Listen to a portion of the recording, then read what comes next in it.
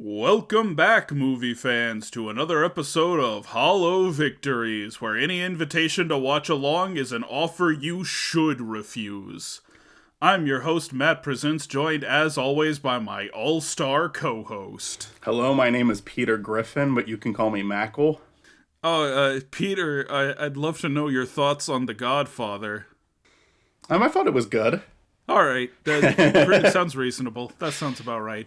So this is a matchup a long time coming. Because I remember early on we were brainstorming ideas, and you're like, oh, Shrek the Third. What's another, third movie that was kind of disappointing after the first two were really great? And I'm like, oh, Godfather Part 3, obviously. I think I remember the first night we ever talked about doing Hollow Victories, because God, I wonder if I have that recordings. I don't. I think I deleted all the Oblivion footage. I should have checked that actually. I don't. The thing is, I don't think I was actually recording that night. I remember when we were doing Beakles on the Duck Brigade. Yeah. I remember there was just a night where I was doing the arena for fucking hours. I was just grinding that shit, and we had a really long talk about the show and the movies needed. That was a day one bitch, and it was the stupidest pair up we'd ever done on the show. Yeah, well, I mean, we agreed then it would be an April Fool's matchup. Just because, yeah, okay, it's the third movie in a franchise where the first two are considered, great movies, sure. Yeah. But Shrek is not The Godfather. But these two have nothing in common. No, I will say this. The way, the discussion you can have with it that isn't just a fucking meme is a question of following up. How does it follow up? Is 3 too many to do for a series? Is it, you really need a good idea if you're going to keep it going that long? Often a second movie isn't a good idea, but both Shrek and Godfather pulled it off. Yeah. So there is at least a discussion, I guess, but it's almost like a broad discussion you could have with a lot of movies, and these are just the two that happen to fall in line. Because they're two of the most infamous examples, I'd say. Yeah. Yeah. Shrek the Third maybe a little less so. Granted, I think Shrek the Third is a lot less respected than Godfather Part 3. Mm-hmm. I think Godfather Part 3 does have defenders where Shrek the Third doesn't so much. Yeah, I know one person who likes Shrek the Third, and I know one person who likes Godfather Part 3. And everybody else I've heard talk about them has said, nothing but bad things. But I will say, I think Godfather Part 3 is, has a better, score. I think it was reviewed better, at the very least. And I think a lot of that could be, same thing that happened with a lot of, the Star Wars prequels, is, almost maybe a little bit of denial at first when it comes out. People were really anticipating something great. I don't know. Yeah, Godfather 3 did have its haters right from the start, but I do almost feel like it has grown its reputation over time. Granted, I almost feel like Shrek the Third has grown its reputation over time as well. Probably. Because I think back in the day, everyone was kind of because I think there was a brief period where people were oh, none of the Shrek sequels were good. But then people were nah, Shrek 2 is great. It's the third one and kind of the fourth one that are the problems. And even then, the fourth one has plenty of defenders. I don't think it's terrible. I think it's a lot better than the third one. I definitely can't rank it as high as the first two, but I think I like it more than you did. I gave it a 7, a 7 out of 10. I do actually like Shrek the Fourth a lot. I think it does a lot right. I think the only thing holding it back from being as good as the first two is, well, one, it is kind of a tired idea at that point, but two, it's just not as funny. The jokes don't hit nearly as hard. Yeah. Or 1 and 2, it's kind of banger after banger. Yeah. I would agree with that. I do think I liked Shrek the Shrek Forever After. God, do you remember that brief period of time it was called Shrek the Final Chapter? It was called that almost right up until release. Yeah, because when I saw it, it was called Shrek Forever After. I actually didn't remember that, but I've seen a lot of people bring that up. The thing with Shrek the Third too is when it first came out, I it was a huge hit. People went and saw it, and I feel like people weren't I feel like people are a lot more critical now with like the internet. Like there's just like a lot more engagement with that. Where when Shrek the Third came out, it probably was mainly just families going to see it, and kids are probably gonna like it. It's an animated, colorful animated Shrek movie. And then parents are probably like, yeah, it was. A lot of parents probably thought it was just as good as the first two. Like they're just going to take their kids to see it. So I Yeah. don't think it had like this outrageous expectation, maybe from some people, but I think that at the time it was more acceptable. Meanwhile, you have now we're at a point where like the Shrek 5 teaser comes out showing very little, and like the internet lost its fucking mind over it. Oh my god, the fucking timing on this episode. I I announced that, and know. like 2 days later, the Shrek 5 teaser drops. And kind of for Godfather in a weird way too, because the fucking "it insists upon itself" meme, like I swear to God, that was a meme for a different reason last year, and it came back this year. Last year it was just saying what movies got you like this, showing the screenshot of Peter Griffin and like they're about to drown. And then this year it's like all "it insists upon itself" that I keep hearing, mainly because like partially because of us. We've been making that joke a lot lately. Well, because we watched The Godfathers. But and it's become almost like a meme in chat. Like we were streaming Pokemon Red the other day, and someone in chat was like, "I don't like Pokemon Red because it insists upon itself." I don't know why it's so funny, but it is. Oh, can we? Should we get into this? Should we start Yeah. talking about one of these? Yeah, let's start. I guess we're starting with Godfather Part 3, Okay. Seniority. I do tend to prefer Seniority. Fair. So we'll start with The Godfather Part 3. The third movie in the Godfather trilogy. This film follows Michael Corleone some like 20 years after Godfather Part 2, and at this point the Corleone family is like a full-on legitimate business. I say legitimate business. They're doing skeevy stuff, but it's skeevy stuff any legitimate business would also be doing. So it's as legitimate as any company in America is, Mm-hmm. And it's into this scene that we see Michael Corleone's nephew, the son of Sonny Corleone from the original Godfather, sort of step in and start shadowing his father, because he has issues with the guy who took over after Michael left New York. He has a problem with like the new guy running Michael's territory, and it's a whole big problem for them in the movie. Not only that, like some like, okay, a fucking helicopter attacks like a meeting of like the New York Dons, and that's stirring everyone up, and everyone's like, Michael especially is trying to figure out who's behind this and like how can we put a stop to it. And the film also spends a not insubstantial amount of time with Michael Corleone's daughter, who is the one running his charity, the Michael Corleone Foundation, although she sort of suspects he has ulterior motives with this, and also she's having a romance with her cousin that no one seems to find quite as weird as I feel like they should. Even Michael, who's against it, isn't like that bothered by it. Yeah. It's like everyone in this movie is weirdly okay with incest. The thing is, you could cover a taboo subject like that, but it doesn't. It's just there. yeah, it's God. What'd you think of Godfather Part 3, Michael? I did not care for The Godfather Part 3. There, we got it. Honest to God, I don't hate it. I think there's interesting stuff in there. I kind of like Al Pacino's performance in the movie. I kind of like, this is actually, I think Michael's kind of interesting to me in this one, where he's definitely interested in 1 and 2 as well, but I don't think he's the most endearing character of either of them, Where in this one, he kind of is, but that's almost by, like, process of elimination.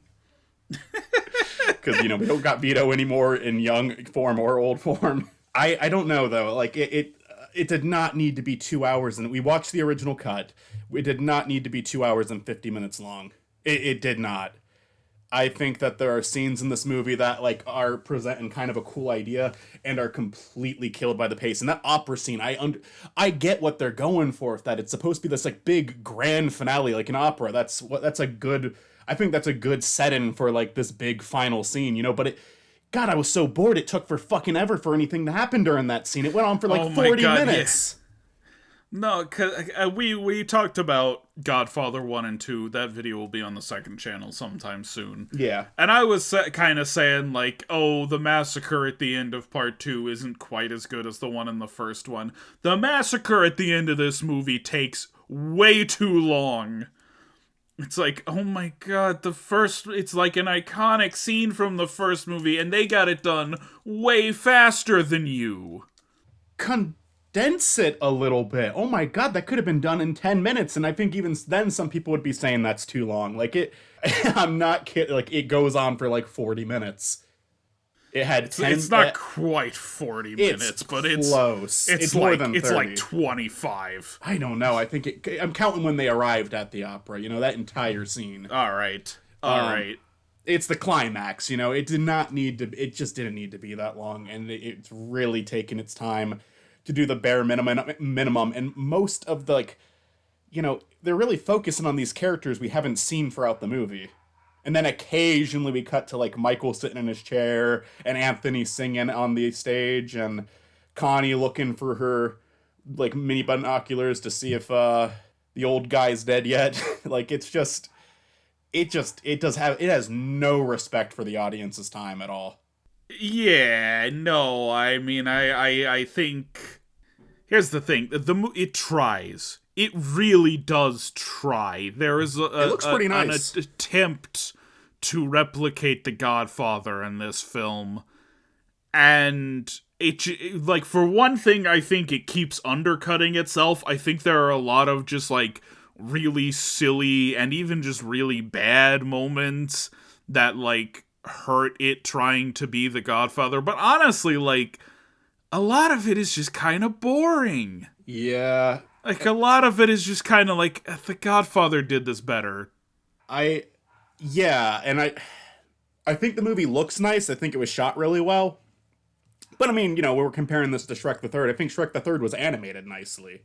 So I mean, that's not, you Sure. know, that's the icing on the cake. That's not the real like meat of the movie. And I gotta say, like, I want to talk about the score for just a second here.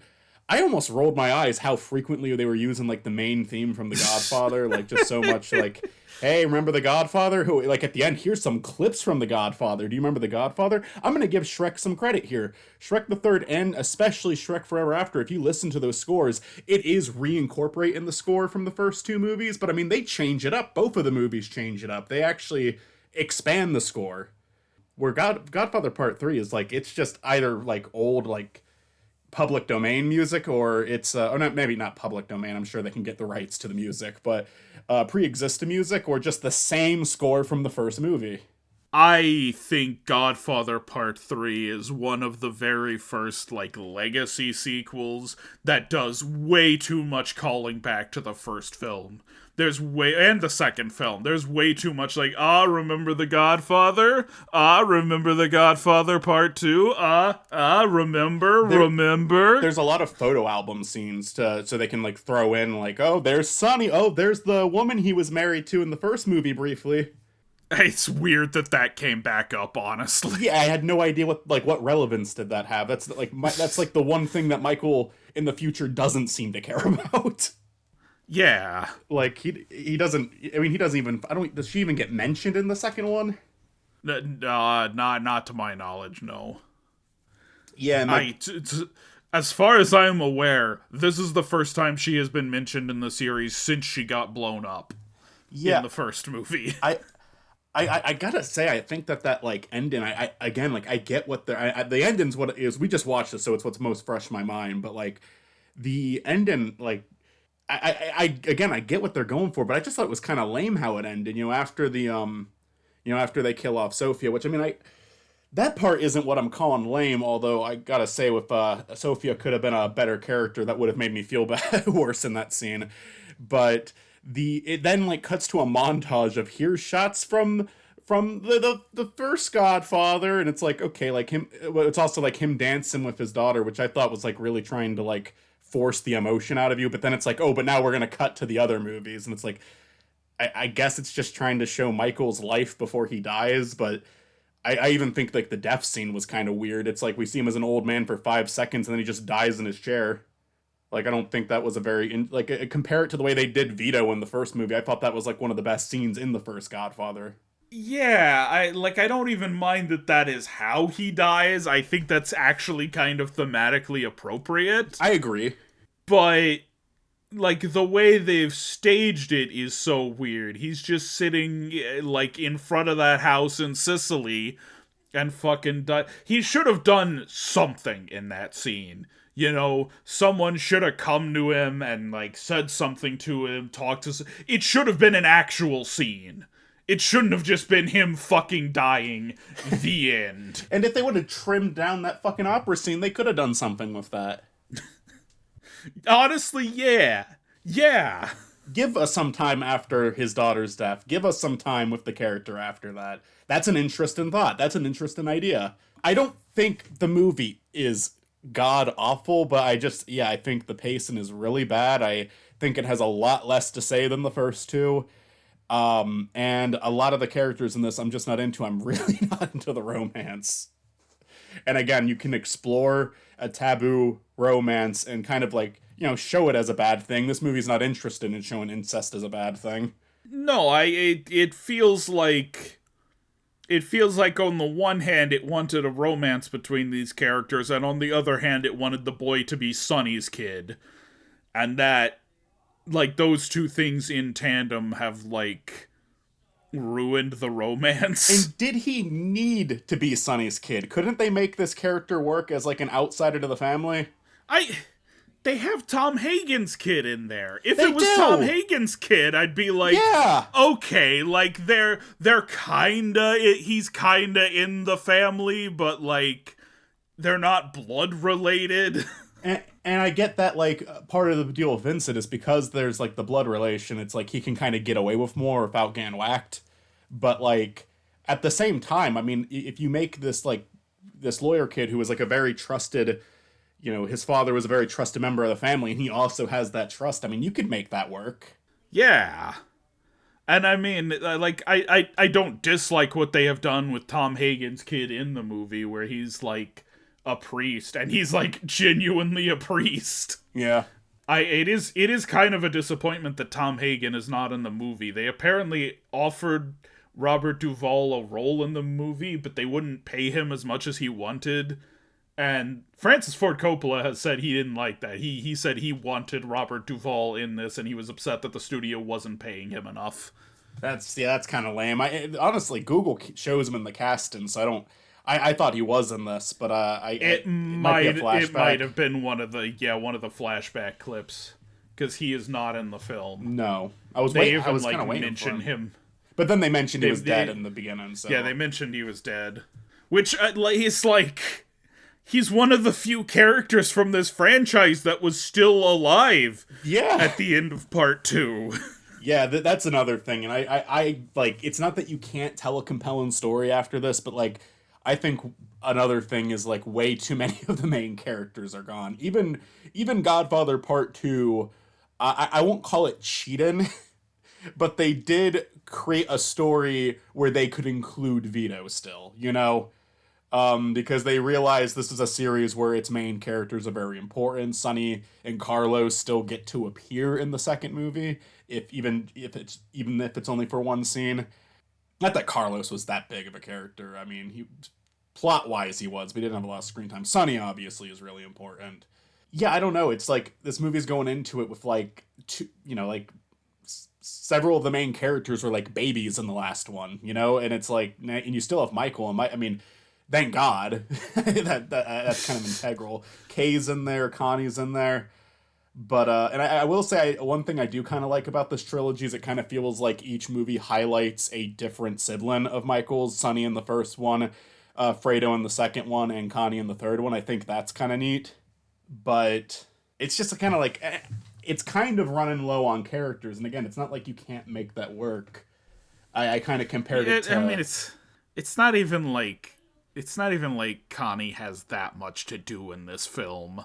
She is less integral to this film than Fredo is to the second one, or Sonny is to the first one. I would agree, and that kind of actually brings me to another complaint I have with this movie. I thought they were going to do something with that. I thought she was going to, like, realize it, or she was going to be, like, all...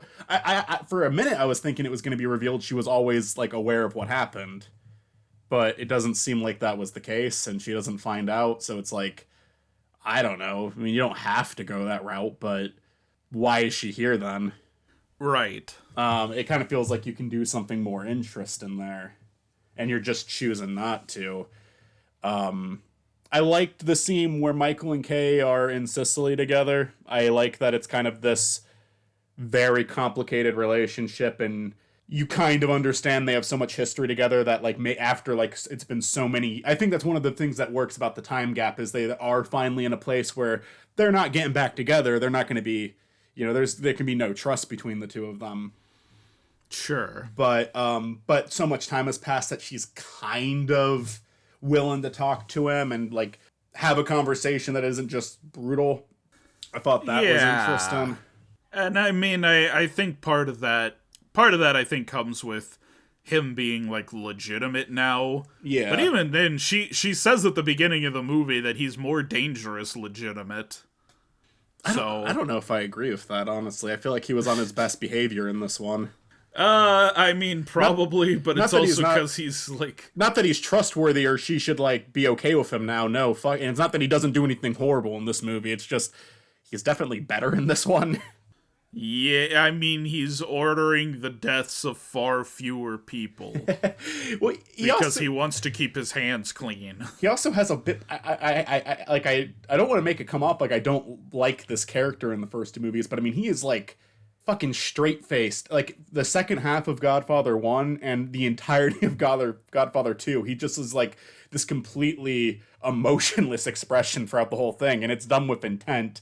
It's shown the type of person he's become, but in this one, he's, like, kind of, like lightened up a bit. He was a bit more enjoyable to watch in certain scenes, I'd say. I don't think I'm not going to say it's, again, like, clearly the story of the first two is more interesting than this one, but I didn't mind his character in this. I was kind of okay with the route they went with him. As this person who's, like, he wants the worst of his actions to be in the past. He wants to be, like, a better person. He shows remorse for what he did to Fredo. And I think that's interesting. Again, like, you're not going to redeem Michael. That's just not going to happen. But I do like the self-reflection. I do like the, like, kind of exploring his character a bit more, where he would be all these years later. So I can't say that I hated the movie for that, because there was enough stuff in there that kept me interested, but it just really fucking dragged it out. No, I'm with you. Like, there is stuff in this movie that works. It does feel like a Godfather movie in a lot of places. That's one thing I think is worth acknowledging. This came out in 1990, which is 16 years after Part 2, and I guess 18 after the original. Yeah. But I mean, it doesn't feel like a 90s movie. It does, like, apart from the actors being much older, it does feel like it could have been made in the 70s with the first two. I could agree with that. The only, like, kind of 90s thing, and, like, I don't know, maybe this is just me, maybe this is just, like, where things are at now, but, like, near the beginning, he's, this, like, extremely wealthy New Yorker. And I definitely felt like there were maybe a little bit of Trump vibes with his character in this one. Because he's a big rich guy from New York. And that would have been relevant in 1990. I kind of get what you mean. I saw The Apprentice a few weeks before the Oscars. And there's some scenes in that movie that kind of remind me of this movie a little bit. Just a little bit. Yeah. Nothing too similar, but... might be pure coincidence, might just be like, oh, that guy's on my mind a lot lately. Yeah. Yeah, it could be a completely like subconscious thing and not even an intentional thing. Yeah. I will say one other thing I have to say about this movie though, like, and this actually kind of made me like helped my enjoyment, but just for the wrong reasons. I think there is like some so bad it's good moments in this film. Not a ton, not enough for it to be entertaining, but there's some stupid shit that happens. I was like, why did that happen in this movie? The one that really gets me is when the helicopter shootout scene happens, and the one guy's like, it's my lucky jacket, I gotta get it. He just gets shot down. Like, yeah, no shit, you're gonna get shot, you fucking idiot. I think that was supposed to be funny. It is, but I agree. I agree it's supposed to be funny, but it's so weird and out of place with the series that they did that. I'd expect that in fucking Casino. Honestly, like, the helicopter shootout, I think, is, like, one of the goofier parts of the movie. Like, that is so far, like, beyond anything in the first two Godfathers. But I agree that there are some, like, funny bad moments in this movie, but I think that definitely, like, hurts my enjoyment of it because there's not enough of them. I agree. So it's just like... Yeah, this is not a so bad it's good movie. Sometimes this movie does something, like, so bad that it's kind of funny, but that's just an indication of all the things this movie does bad. I agree. I'm just saying it gave me brief moments of not being bored. But yeah, it's not like no. The helicopter shootout scene was kind of goofy though. They like handcuffed the door shut. I mean, I guess that would work. I've never seen anyone do that before. I feel like I've seen that in other movies. Yeah, I mean, just flying a helicopter in and shooting all of the Dons with a helicopter from above is like a stupid thing to do. Wasn't very subtle. No. But yeah, I don't know. Like it's definitely a disappointing way to end the trilogy. The only reason I'm not actually disappointed is because I had so much of a heads up. And yeah, I mean, that's the thing. I almost feel like the film's reputation comes more from like being a disappointing third entry in the Godfather series, yeah, more than just like really being that bad. Because I don't think the movie's that bad. I don't think it's that bad either. It's like a 5 for me. Yeah, and like what I was saying before, if like because I don't think I ever finished. Honestly, like a low 5. Closer to a 4 than a 6. Yeah.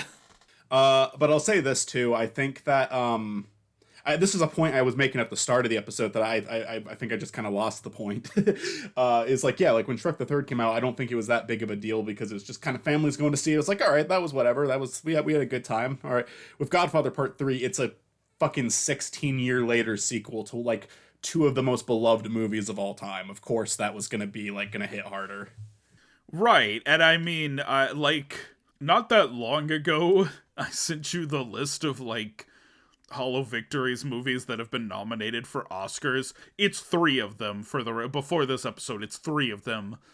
But, Godfather Part 3 has the distinction of being the first movie we've covered that was nominated for Best Picture, which is the most, like, legacy nomination I have ever seen. It's really? the Oscar equivalent.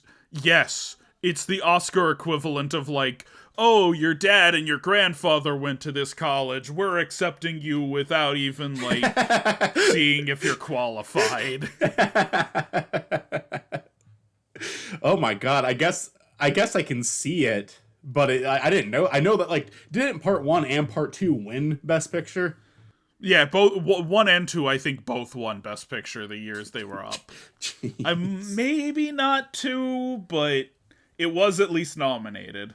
Oh god, I'm looking. Are we ever going to do the Oscar winner pair up? There Best could Picture, be one. Best Picture winner, I should say.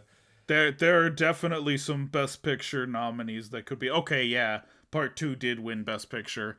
There are Best Picture winners. There could be a matchup of like Best Picture winners at some point in the future. I'd say out of all the ones that we've like since we started watching the Oscars and doing like our commentaries on it, Green Book kind of strikes me as one.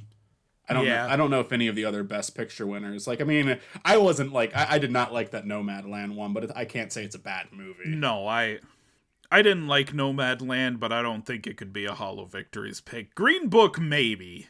Oh, only saying that because of reputation. I've never seen Green Book, so maybe I'd watch it and be pleasantly surprised. I doubt it. I didn't like it. Although, here's the thing, the movie I think we would probably pair it up with is Crash, because that's another one about racism that people think is like not deserving. It definitely did not deserve Best Picture, and I definitely see why people have issues with it. I thought it was kind of okay. Uh-huh. Not as bad as Green Book, for sure. Should we get to cast him? Sure, let's talk about the cast, because I think there is a lot to talk about here. I don't want to. We have a number of returning people for Shrek the Third. I think these are all. I think this is like a first time for everyone here. As far as I'm aware, no one is returning in Godfather Part 3. If someone does, it'd be a small role. Al Pacino, I'm kind of surprised we haven't seen before. Not that, like, he's a good actor, but he is in some shit, you know? Jack and Jill. He's in Jack and Jill. Like a notable role in Jack and Jill, too. One that lies in infamy. I think the Dunkachino song even references Godfather 3. He does the, like, oh, they pull me back in line in that one. Yeah. That's a line that I've actually seen in a lot of stuff. There's so many, like, references to Godfather Part 1 and 2. And so when I heard that in Part 3, I'm like, are people referencing Part 3 when they say that? Or is, like, Part 3 ripping someone else off? Because I'm kind of surprised that a line from this movie is, like, quoted that often. Because I hear that line a lot. It's not a bad line. It's not a bad part of the movie.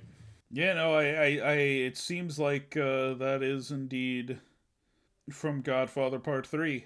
I mean, hey, they got one. Godfather Part 1, every single line in that movie is quoted, but at least Godfather Part 3 got one. Yeah, they got one.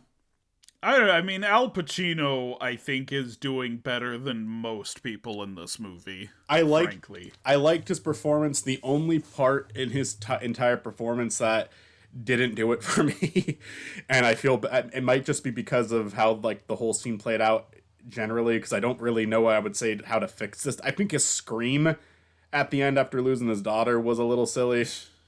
Like, I had a hard time taking him seriously there, and I kind of feel bad saying that, because, I mean, yeah, it's supposed to be a really traumatic moment. But I don't know, just something about the way it was done. I kind of laughed at him. It's kind of weird, because they have it, like, muted and he's screaming, and then it just fades back into him screaming.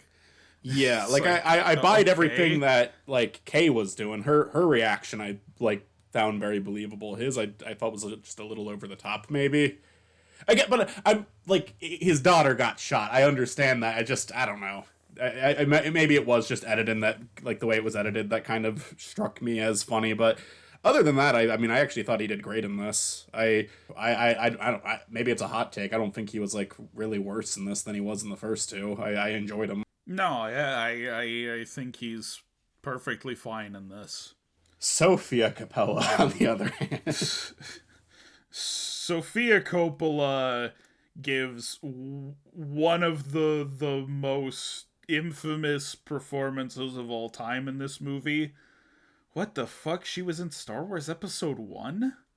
Who the fuck was she in Star Wars Episode 1? Wait, is she returning? 1? She's a returning? She's returning, I think. Oh, hold on. I think she's just one of, she's just like one of Padme's guards. I don't think she even has a fucking line in that movie. During the opening scene with her, I was like, oh, you know, like, I was like, maybe people are going a little too hard on her. Like, it wasn't, like, a great performance, but it kind of just, I think there wasn't much to work with there. She was just kind of a casual, you know, just kind of talking very casually, very politely to people at this, like, big event for her father. Then when it made it to scenes where she had to argue with people, like, oh, yeah, I see what people are talking about. I get it. She's pretty bad, but she almost works as, like, this sort of, like, airhead daughter of a rich businessman. Mm-hmm. And I don't know, like, I don't want to imply there's any correlation between that and the Sofia Coppola, the actual person. She's a great director. She went on to be one of the greatest female directors of her time. What has she? But what has she done? No, she did Lost in Translation. Oh, I haven't seen that. I've heard great things about it. It's pretty good. For my money, I prefer the Virgin Suicides. I think the Virgin Suicides is my favorite of her films. She directed The Bling Ring, which I only like that one had some notoriety just because it was like the first thing Emma Watson did after Harry Potter. I never saw it, but I remember hearing a lot about it when it was coming out. She did a movie 2 years ago called Priscilla. Oh yeah, she did. It's about Elvis's wife. It was sort of a response to the Elvis movie. It's just like a movie about Elvis's wife who he met when she was 14. Oh, But no, she's gone on to be a very respected director. great! She's not That's a good awesome. actress. I I did not think it was a good performance at all. I think her final scene is supposed to be this big dramatic moment, and I think it kind of just showcases like why casting her. And I get that she played the kid when in the flashbacks. That does not mean she had to do it in this one. I think actually she was playing Connie's kid in part one Oh, as an infant, as a baby. She's okay. the baby getting baptized in the baptism scene. Oh, Apparently, someone else was in talks to be this character, and they like pulled out or something, and like Coppola bounced around a couple other actresses, and then was just like, nah, it's gonna be my daughter. Julia Roberts was dropped. Was originally Mary, and then she dropped out, and when Winona Ryder was brought up, was apparently gonna play her, but she dropped out too, and finally he just went with Sofia Coppola, his own daughter. yeah. No, it was not a very good performance. One of the worst of all time. I mean, we've seen worse performances on the show, I feel. Sure. Here's the thing, though. She was up for a Razzie that year for Worst Supporting Actress. She pulled 60% of the vote in a category with 5 nominees. Oh boy. So it's the like biggest margin of winning in Razzie's history. Uh-huh. Yeah, that's It was like universally like, nah, worst supporting actress, Sofia Coppola. It's her. right. I mean, I'm sure part of that is just that like a lot of people saw this movie and a lot of people saw that she was like the worst actress in it. Uh-huh. So like just kind of people taking out their anger on The Godfather Part 3. Yeah. They got to point at someone.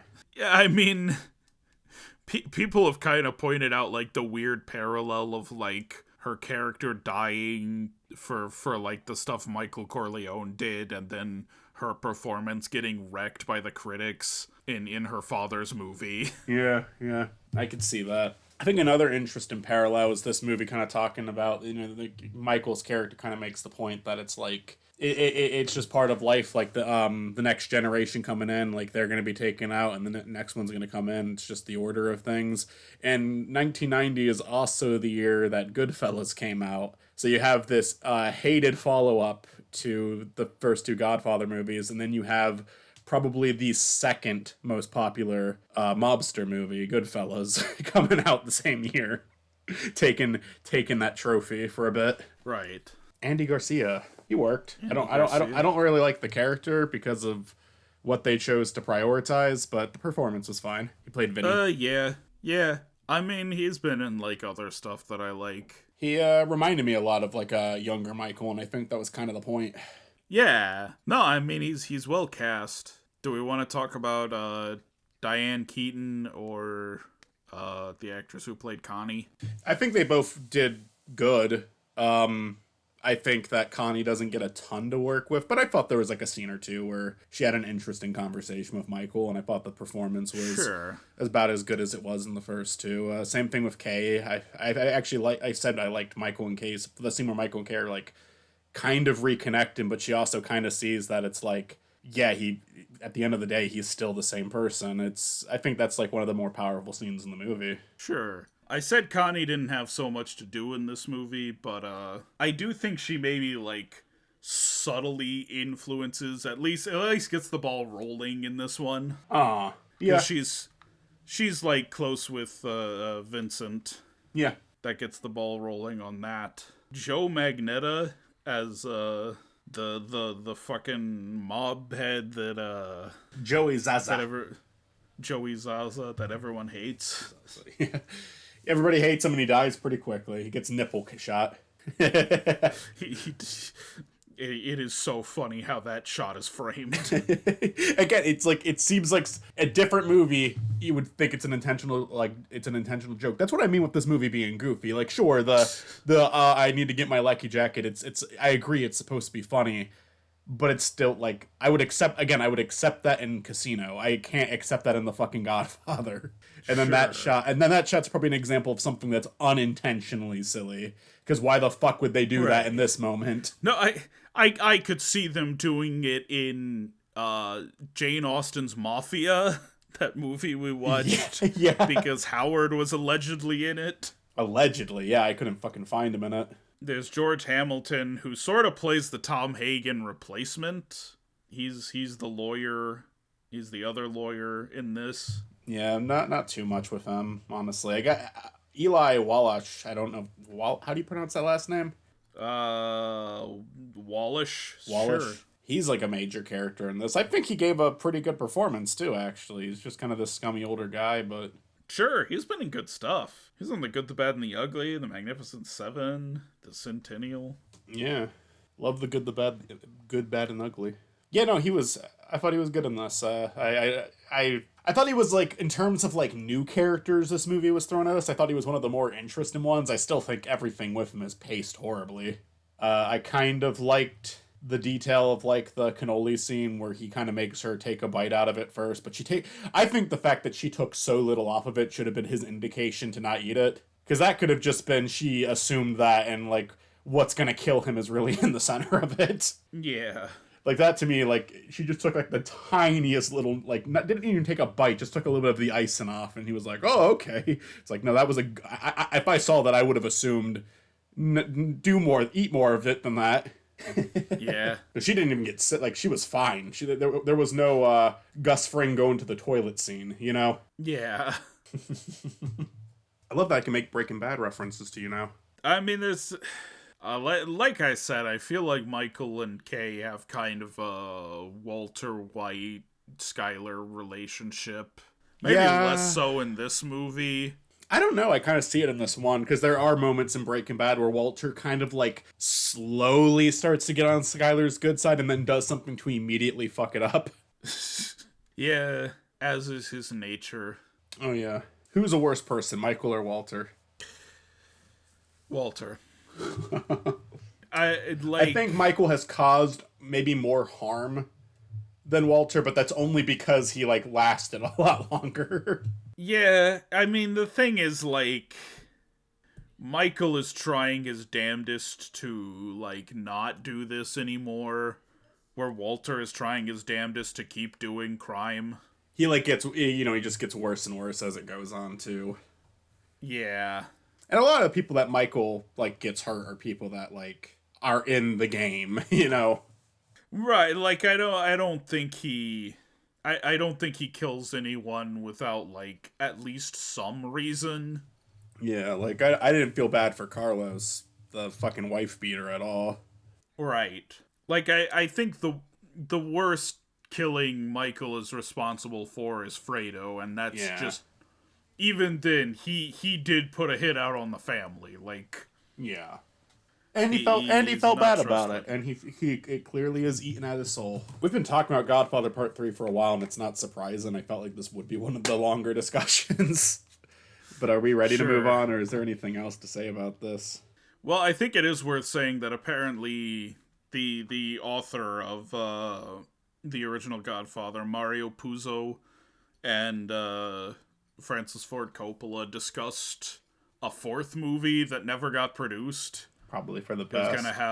It was gonna have Leonardo DiCaprio as a young Sonny. It was kind of gonna go like Godfather Part 2 style. It was gonna have young Sonny like coming up in the mafia, and then it was gonna have Vincent from this movie like dealing with the aftermath of this movie and like destroying the family over the course of the 80s. I'd watch it because I'm interested enough in this like series, but I don't think it could be better than part 3, and that wouldn't be saying much. It would not be as good as part 1 or part 2. Yeah, I'm with you. Yeah, I guess let's move on to Shrek 3.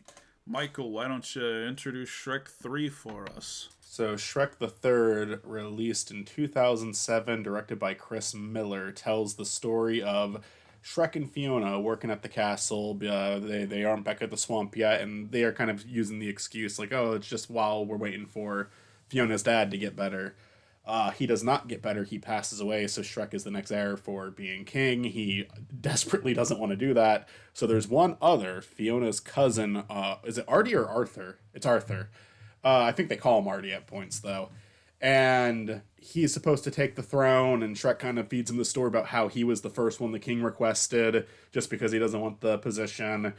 And Arthur starts to become, he gets cold feet, doesn't want to do it anymore, kind of finds out that Shrek was bullshitting him, but the two eventually form this really believable bond and go back. But there's another story involving half of the villain duo from the first movie, Prince Charming, wanting to take out revenge. Second movie. What did I say? You said the first movie. It's the second movie. Yeah. Second movie. He wants to get revenge, and he teams up with all the other villains, which, I mean, I guess it's kind of a neat idea to bring all these other villains in, but none of them are really, developed, and the movie also doesn't do much with them throughout it. But, hey, we're here to talk about the plot, not complain yet.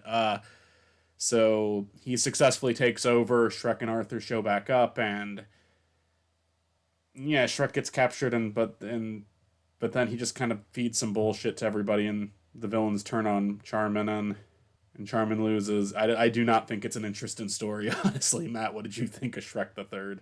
I mean, I've seen worse animated sequels. I've seen worse DreamWorks movies. That's the thing, y'all think this was oh haha, they're doing Godfather versus Shrek. No, Michael has tricked you. It's a DreamWorks movie and a mob movie. What happens when you combine DreamWorks and mob movies? Shark Tale. I know. This is another Shark Tale video. It never ends. I've seen worse. I don't think it's the most awful thing in the world. But, my God, it's just nothing. It's just nothing. So boring. Yeah, the story is not interesting outside of, a few small aspects. There's not that many good jokes in this. No. I'll give it credit. I think the first, 20 minutes, up until the king dies, okay? Up until King John Cleese dies. I think it's actually on a pretty good track.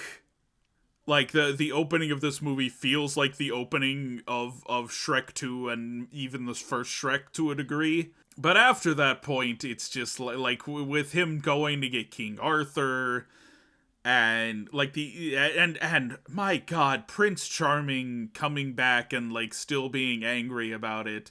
He's just such a lamer villain in this than he was in 2.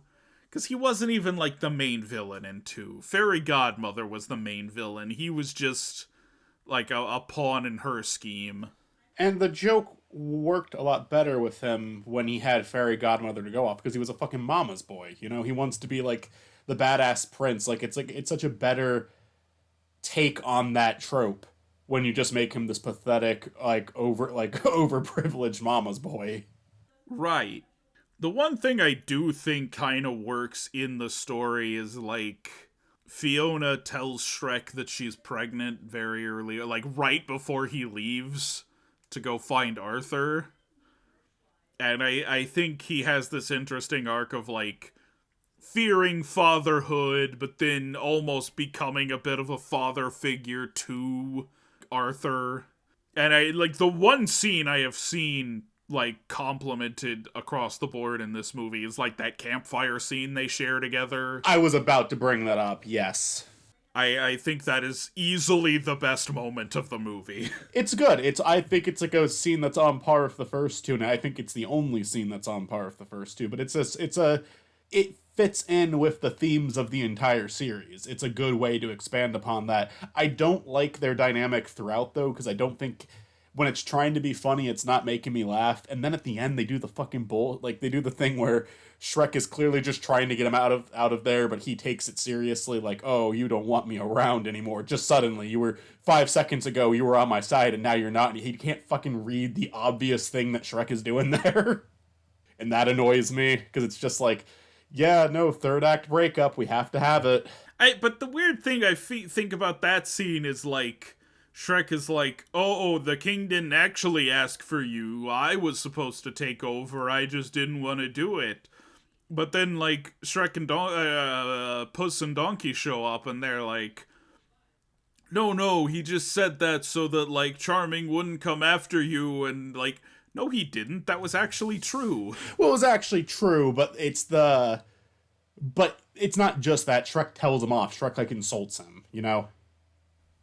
Right. It's very clear, like, get out, kind of a get out of here situation. But I mean, like, come on. Like, it's such a lame tropey thing to do, and I hate it. In fact, I think, something that would have been more effective at this point in the movie is Arthur realizing that himself and taking initiative himself without having to be told by like Donkey and Puss to do it. Can I say something too? And I'm not the first person to make this point, although I don't hear a lot of people make this point.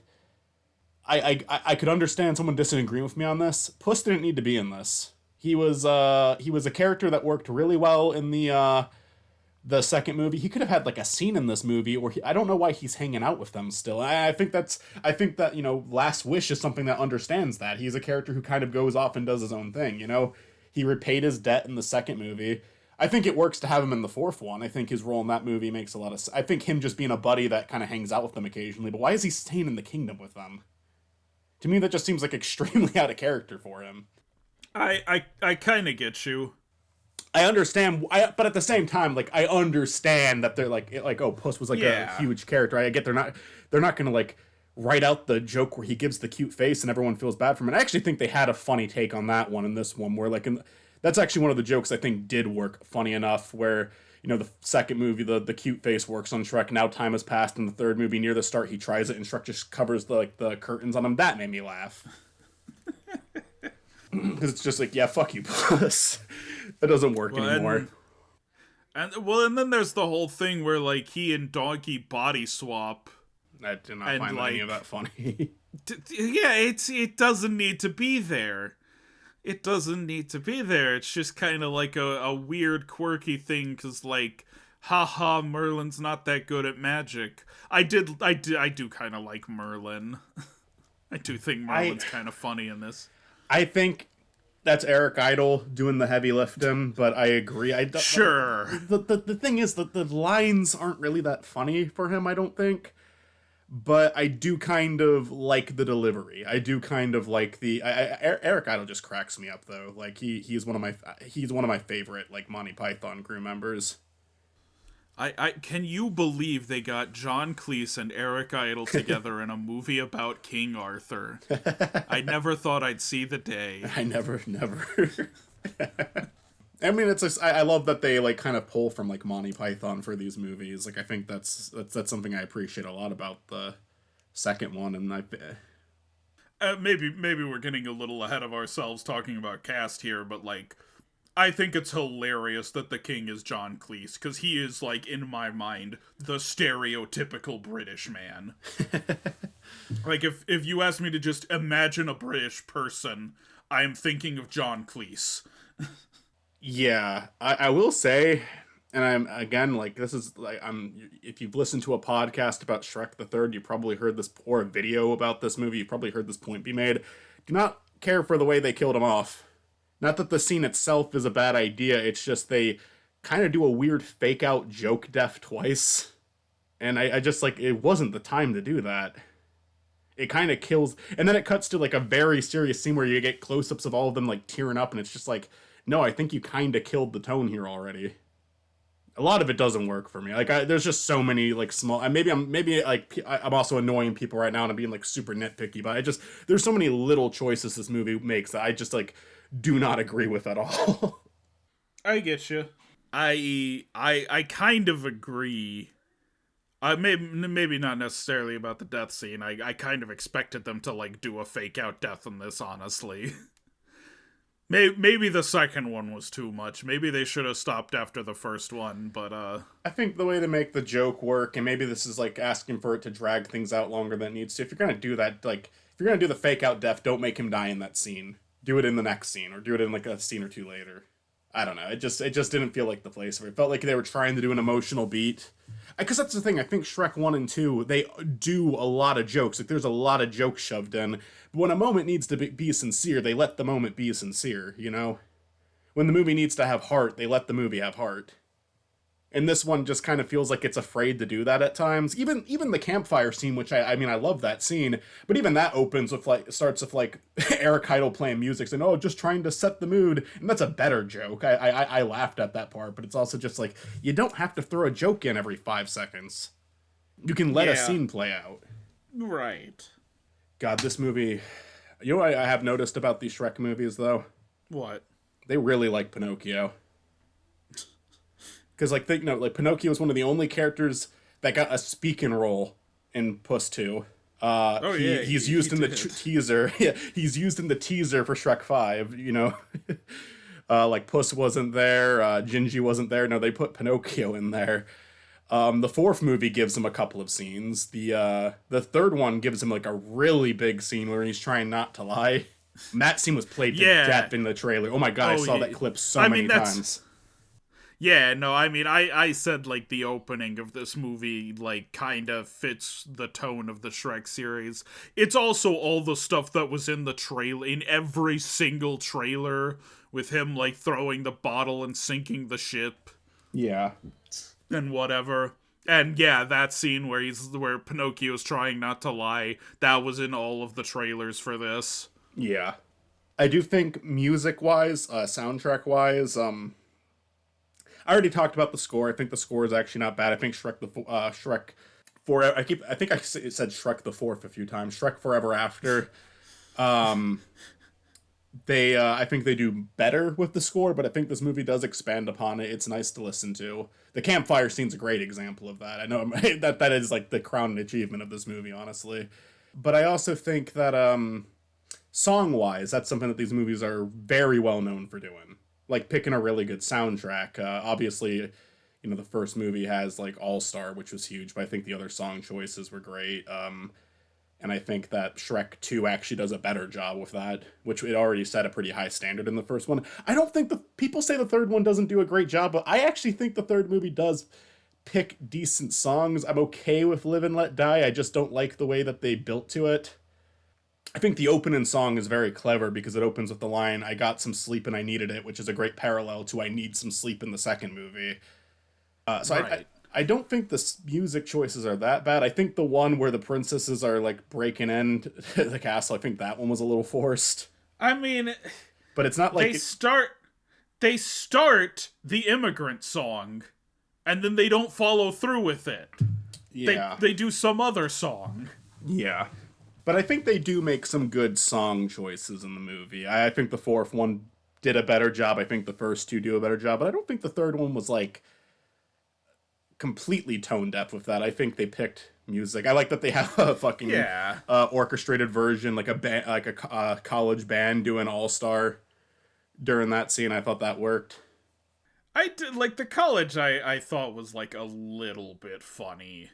Like that it was the part I probably found the most humorous out of the whole film. I like that they're like all talking like old English, but they're treating it like it's like kids slang, right? Like, oh, I don't understand what the youths are saying. They're using all this like young people slang, and it's like ye old Shakespearean English.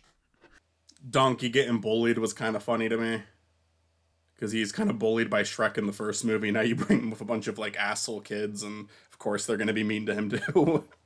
And then there's the weird shot where it almost looks like Arthur hanged himself for a second. Yeah, what was that the joke? It's a weird joke to make.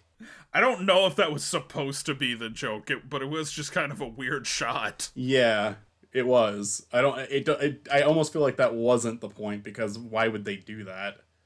I mean, okay. I do want to say this though. Go for it. Like, cause ahead of this, I watched Shrek 2, and then after we had watched this, I watched Shrek Forever After. And I was telling you, like, I don't like Forever After as much as the first two, but, like, it's still decent. Here's the thing, like, in the time since then, it has been, like, almost a week since we watched this movie. I think it's been exactly a week since we watched this movie, actually. Mm-hmm. I've thought a lot about Shrek 2. I've thought some about Shrek Forever After. I've barely thought about Shrek the Third at all. Even when I'm like, oh yeah, we got a podcast. What am I going to say on the podcast? I was just kind of like, I don't know. like I've barely thought about this movie. Where like Shrek 2 and Shrek Forever After have stuck in my brain. Yeah. I have been thinking about those two. I want to like reference a Jack's Films video now because he kind of talked about, he actually did a video talking about the four Shrek movies, but mainly just talking about the third and fourth one, where he kind of made the point that you don't need the third one at all. You could skip the third one and you would the only thing the third one does that like affects the overarching story is the babies, and the fourth movie opens with a scene of Shrek and Fiona taking care of the babies. So the king being dead and the three babies is the only thing that third movie does, and the fourth movie establishes that. The king being dead isn't even like brought up in the fourth movie.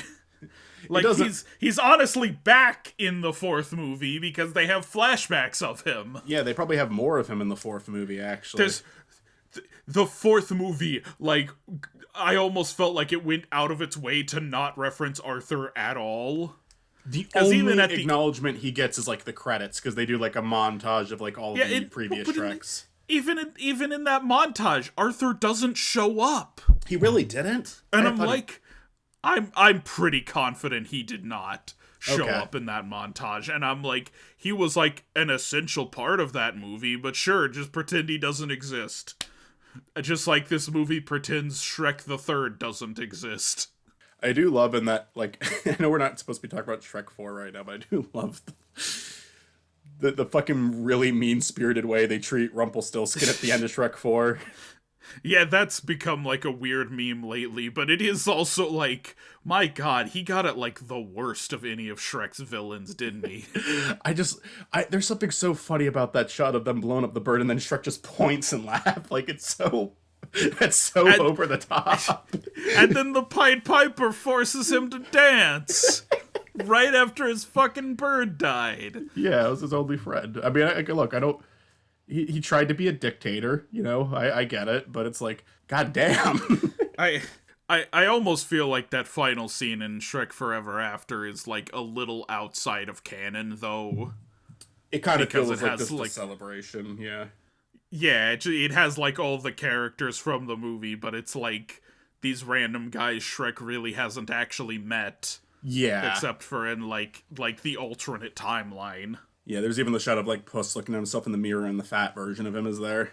Yeah. So it is kind of just a, kind of a victory lap. Like, hey, the Shrek movies are done. Not anymore, but they were done. You remember when the people, like, I thought Illumination owned that. I just remembered that the other day. That was, like, news a few years ago. I guess they don't anymore. Here's the thing. I think DreamWorks and Illumination are both owned by Universal now. Okay. I might be wrong about that, but, there was talks of, like, Illumination being involved in a Shrek movie. But that's apparently not happening. Yeah, that was like, it was like the same time, like, it was around the same time that Mario Brothers was given to Illumination. Like, there was a lot of discourse, like, oh god, Illumination has Mario, they have Shrek. But I guess we didn't get a terrible outcome with either of those. At least we'll see what DreamWorks does with Shrek 5. I'm a lot more optimistic than other people. I agree it doesn't need to exist, but I'm willing to give them the benefit of the doubt with how good Puss in Boots 2 was, surprisingly. It could be good. I am not writing this one off yet. If it sucks, I won't be surprised. Mm-hmm. It could suck, but I think there's a chance it's good. DreamWorks is good at surprising people. That's something I can say. I mean, you and I were talking about it the other day. DreamWorks has a better track record with sequels than Pixar. They do. Like, Pixar has the Toy Story sequels, and really just 2 and 3. I'm not really counting 4 in that. And it has Inside Out 2. that's about it. Yeah. I like Monsters University, but that's kind of like... Like, Monsters University's fine. Finding Dory is fine. I don't think either of them are bad movies. Even Incredibles 2, I don't even think is, like, that bad. I don't think it sucks, but it's a very, like, underwhelming follow-up because it could have been good. Like, there's so many other routes they could have gone that would have been more interesting. Meanwhile, I do think DreamWorks is pretty good about making sequels that are, like, on par with the original. I even dare say they have at least one Puss in Boots: The Last Wish that is better than the first movie. And Shrek 2 is often debated as better than the first one. I don't know which one I like more, but I just... The only like way I kind of go off on that is, like, so many people say it as, like, matter of fact that Shrek 2 is better than Shrek 1. It's like, I think it's a lot closer than you guys are giving it credit for. I think Shrek 2 is funnier than Shrek 1. It's really close for me, and honestly, like... I feel like I might like Shrek 2 better just because I haven't seen it as much. Like, I feel like I've seen the original Shrek more than I've seen the sequels combined. Maybe not anymore after this rewatch, but, like, before this rewatch, I feel like I had seen the first movie more than I had seen any of the 3 sequels combined. Yeah. So Shrek 2 feels maybe a little fresher to me because I've seen the first one so much. Mm-hmm. I almost watched Puss in Boots because I have it in the Shrek box set that I own. Mm-hmm. And I am trying to watch, like, movies in my box sets that I've never seen. But also, like, I was talking with Mitzi about it, and Mitzi's like, you're not missing much. And I'm like, God, you're, like, way nicer to movies than I am. If even Mitzi is like, you don't need to watch that one, I really think I don't need to watch that one. I've never been interested in it. Like, even after how much I liked the second one, it's like... But I've seen clips of the first one, and it's like, no. I wasn't interested in the second one at all. I'm like, God, why did they make a sequel to that? But then, like, everyone was like, yo, this is actually really great. And I'm like, what? Okay, I'll check it out. And it was really great. I love it. I think it's, like, on par with the first 2 Shrek movies. I understand someone saying they like it more than them. I wouldn't go that far. I'd say it's, like, on par. Stylistically, I think animation-wise, it's better than the first 2, but you can thank an upgrade in animation and also influences, because, I mean, it's clearly pulling from Spider-Verse's style a little bit. Yeah, there's that, and also it's like 15 years later. Yeah. If not even more. God, 20 years later? Probably. I mean, Shrek came out in, what, 2001? Yeah, 2001, and I think Puss in Boots was 2021, wasn't it? Wasn't it 2023? Maybe. 2022. Okay. Right down the middle. Casting. There are a lot of returning actors in this one. I think this takes, like, top spot for most returning actors in a Hollow Victories movie. I've got 4. How many do you have? Oh, I've got way more than that. Right up at the top, we've got Mike Myers, of course. Who was in Cat in the Hat previously. Eddie Murphy, previously in Haunted Mansion. Justin Timberlake, good old Justin Southland Timberlake, Tales. Previously in Southland Tales. John Cleese, I straight up forgot he was in Planes. Like, I literally forgot until I looked. Oh, right. So here's the thing. I forgot about that. Like, all of the princesses in this movie are voiced by, like female comedians. Yes. And a lot of them we have seen before. So... We got Amy Sedaris, who I don't think she's returning, but she voices on BoJack, she's not. So I appreciate that. Sherry O'Terry is Sleeping Beauty. Southland Tales. And she was previously in Southland Tales. That's the only other one I had. Amy Poehler is Snow White, and she was in Southland Tales. I didn't remember her being in that, wow. I remember her being in that. She's like one of the guys at the commune that just like hangs out. And then Maya Rudolph is Rapunzel, and she was previously in Hubie Halloween. Oh, right! Damn. So that's one for all of them. Also, if you're keeping score at home, Regis Philbin is in this movie, and he was in Little Nicky, which was on Matt and the Gang. I also think a lot of these people have a huge chance of showing up again. Oh, like absolutely. Antonio Banderas, Cameron Diaz... I'm honestly a little shocked Eric Idle hasn't been in something already. Like, he feels like someone who would just be in a Hollow Victories movie. Have you ever seen Secret of Nem? I have. I was really into the books when I was a kid. Now, did you ever see Secret of Nim 2? No. Do you know anything about how that movie ends? I know a little bit about that movie. I know it is like even more like the first one is loosely based on the book. The second one is like way more loosely based on the second book. The thing with the second Secret of Nim, and I think we should consider it for Hall of Victories one day, maybe pair it with a direct-to-video Disney sequel, is that, because I think it was direct-to-video, that one. Fucking Secret of Nim 2 does have Eric Idle in it, and it's part of one of the most fucking ridiculous reveals I've ever seen in a kid's movie before. And if you don't know what that reveal is, I think we should, I think, put that on the list. Because it's not a good movie at all, but the fucking ending cracks me up. Yeah. It's so fucking ridiculous.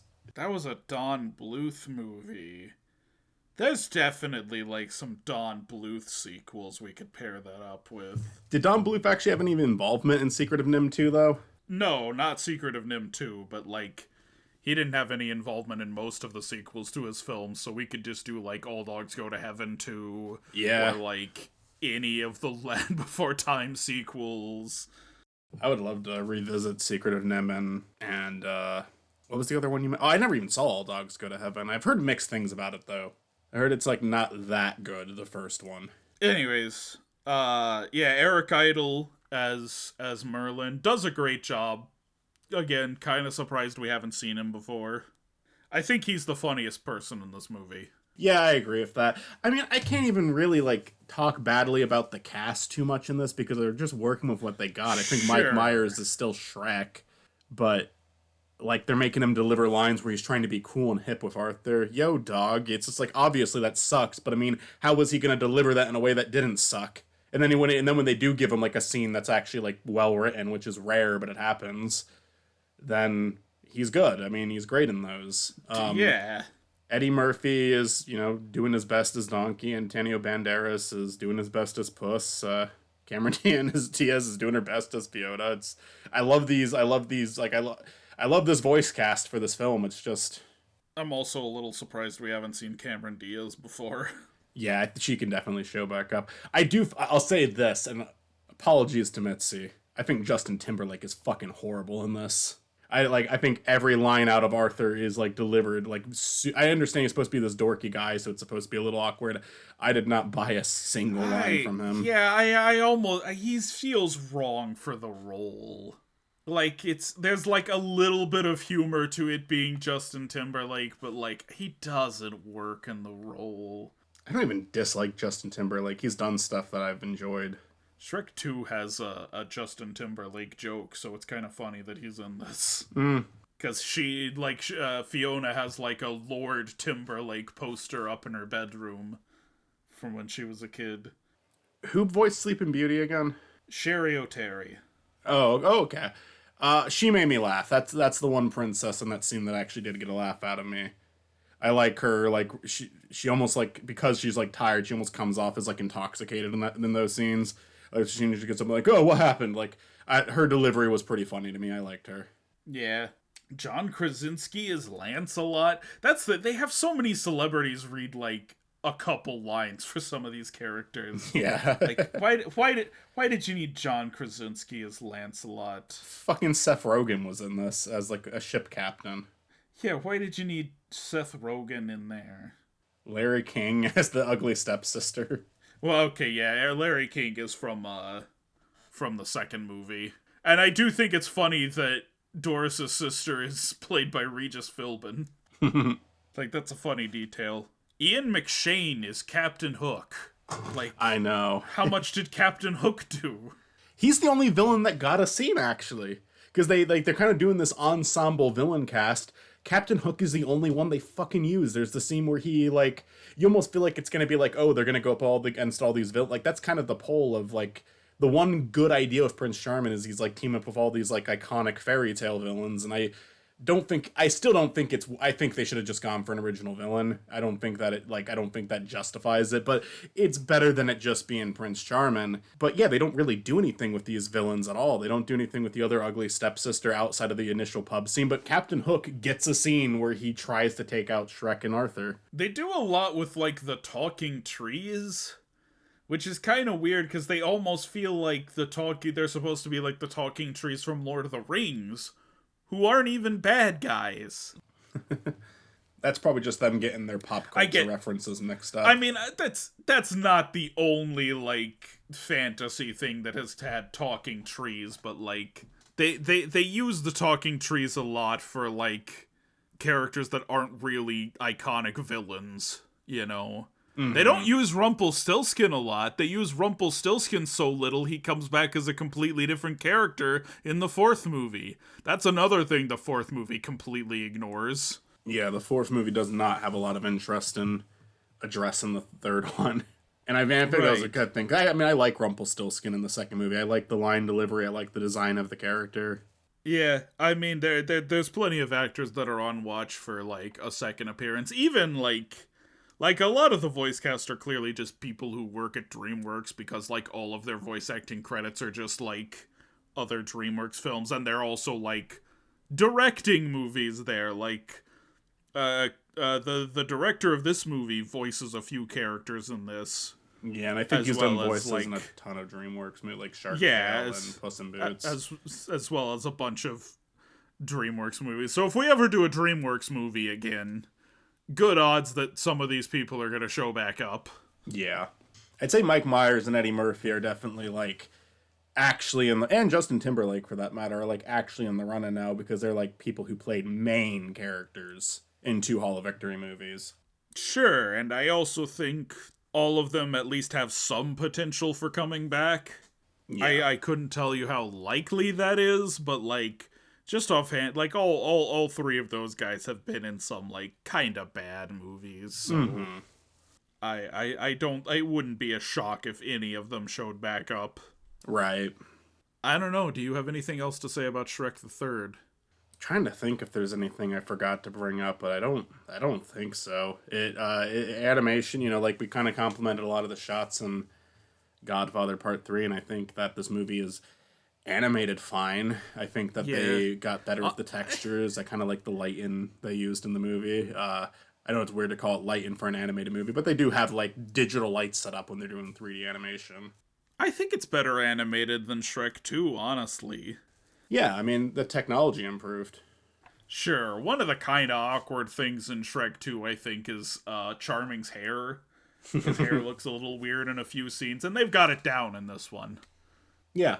And they tried to do a lot of interesting stuff, like, you know, you have Gingy's flashback scene where he's going through his life. They did a lot of interesting angles of that. You have the horror scene with Shrek with the babies. Like, it's... I don't like the scenes because I don't think they're funny, but it's clearly showing, like, a... Also, those scenes were in, like, all of the trailers. Yeah. Like, honestly, when Shrek came out the other side with only 3 kids, I'm like, what the fuck? I remember the trailers, he had, like, thousands of kids. But that was just a dream sequence. They kangaroo jacked me. yeah. Oh god, Kangaroo Jack is another one. I know you've sent me messages about what can we pair that with, and I don't even know. I can't think of a movie that was more dishonest as Kangaroo Jack. There are so many movies that I'm like, this should be on Hollow Victories, but what do we even pair that with? And Kangaroo Jack is one of them. I just, like, you'd have to find something as dishonest as it. Like, Kangaroo Jack is, like, I think might actually be, like, the most dishonest movie I've ever seen. Yeah, I don't know. I mean, I guess I'll say, like, that dream sequence, it's one of those scenes, when I saw it as a kid, it's one of the only scenes that actually did, because I didn't like it when I was a kid, and I was like, it was kind of like how probably people respond to Godfather Part 3. I was in denial about it, too. Like, I was really excited for Shrek the Third. I wanted to like it. But even as a kid, I didn't. I think that scene where Shrek having the nightmare about the babies is one of the only scenes that made me laugh. And on a rewatch now, I'm just like, no, that scene kind of sucks. They're trying to do, like, a bit where it's like, like they're combining other like nightmares that people have. Like there's a graduation scene where Shrek doesn't have any clothes on, but I just think Yeah. it's like paced so awkwardly that it doesn't work. Like Avatar: The Last Airbender did an episode where Aang was like terrified of going up against the Fire Lord, and they throw in a bunch of other nightmare cliches there, but they set them up. You know, they set them up properly. Yeah. Have we made it to the end? Do we have to make a decision? Yeah, I know what I'm picking. You're up first. I really don't know which way I'm going with this one. I it's weird because it's an instance where if I had to pick which one I want to rewatch, it'd be Shrek the Third because it's shorter. But if I actually have to comment on things that I appreciate about the two movies, I think Godfather Part 3 does more better. So, like, I do think it's kind of close, but I would rather. I mean, I think Godfather Part 3 is better than Shrek the Third. It's a weird pair up. But I mean, I think Godfather Part 3. It's apples and oranges here. I'm interested in the main character's arc in Godfather Part 3. I'm interested in where the story is going. I think it took its sweet time and it didn't have enough material to justify 2 hours and fucking 50 minutes. Where Shrek the Third at least knew to keep it. I mean, I guess it's close to the time, like this runtime of the other two Godfather movies, where Shrek the Third is also close to the time, like the amount of time that the first two Shrek movies had. But yeah, I'm gonna pick Godfather Part 3. I think it does a better job following up the first two than Shrek the Third did. And I like the best scene in Godfather Part 3 is better than the best scene in Shrek the Third. I don't even know if I agree with that. I might like that campfire scene better than anything in Godfather 3. I like it a lot more. I like it more than a lot of things in Godfather Part 3, but I don't. It's so short. Yeah, there's a lot of arguments I think you could make for either side here. But ultimately, I feel like they are at least trying to make a good Godfather Part 2, where Shrek the Third feels a little phoned in. It feels a little like, oh, we need a third Shrek movie. I don't know, Prince Charming comes back. I feel like Godfather Part 3 gives me something, and Shrek the Third gives me almost nothing. Yeah. And I agree with what you're saying. Like, I would definitely rather rewatch Shrek the Third because it's like an hour and a half shorter. Yeah. And like, if I'm just gonna be kind of like, I'd rather spend an hour and a half being than 3 hours. But yeah, I do think Godfather Part 3 is the better movie. Yeah, and I'll also say, like, I think Godfather Part 3 is a 5 and Shrek the Third is a 3 for me. I would call Godfather 3 a 5 and Shrek the Third a 4. Fair enough. The audience is against us. The audience has voted for Shrek the Third 72 to 28, so that's pretty big margin even.